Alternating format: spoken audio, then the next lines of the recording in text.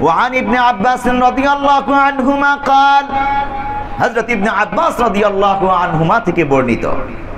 বাইনা রাসূলুল্লাহ সাল্লাল্লাহু আলাইহি ওয়াসাল্লাম ইনদাহু জিবরিল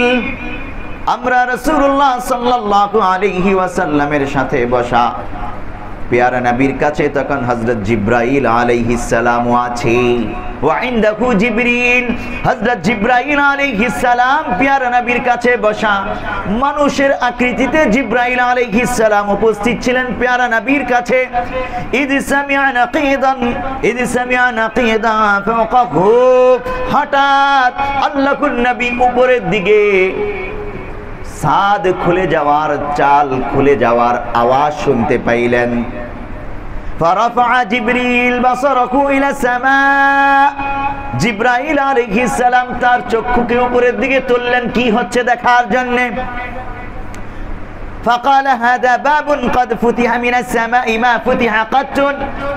জিবরাইল আলাইহিস সালাম বললেন সাহাবায়ে কেরাম উপস্থিত প্যারা নবীকে লক্ষ্য করে বললেন ইয়া রাসূলুল্লাহ এটা এমন একটা আসমান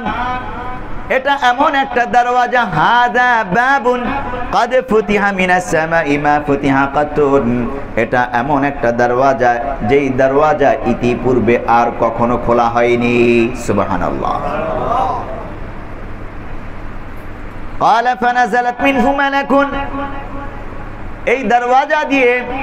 আসমানের যেই দরওয়াজা ইতিপূর্বে কখনো খোলা হয়নি পৃথিবী সৃষ্টির পর আসমানের যেই দরওয়াজা কখনো খোলা হয়নি এই প্রথম খোলা হয়েছে আর এই দরওয়াজা দিয়ে একজন ফেরেশতা নেমে এসেছে فأتى النبي صلى الله عليه وسلم فقال أبشر بنورين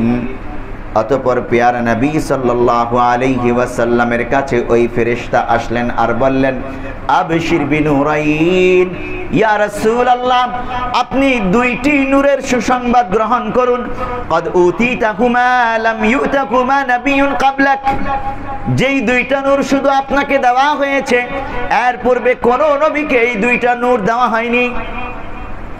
ফাতিহাতুল কিতাব ওয়া খাওয়াতিমুস সূরাতিল বাকারা দুইটা নূরের একটি হলো ফাতিহাতুল কিতাব সূরাতুল ফাতিহা আরেকটা হলো সূরা বাকারার শেষের দুটো আয়াত লাম তাকরা হারফাম মিনহা ইল্লা উতিতাহু হযরত জিবরাইল আলাইহিস সালাম সেখানে বসা ওই ফেরেশতা বললেন যে এর প্রত্যেকটা হরফ যা পাঠ করেন তা দুই নূরের অন্তর্ভুক্ত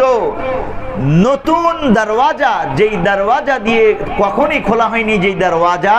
আসমানের সেই দরওয়াজা দিয়ে অবতরণ করে ওই ফেরেশতাই অবতরণ করেছে যেই ফেরেশতা আর কখনো পৃথিবীতে অবতরণ করেননি অতঃপর প্যারা নবীকে সুসংবাদ দিলেন সূরাতুল ফাতিহার আর সূরা বাকারার শেষের আয়াতের ব্যাপারে।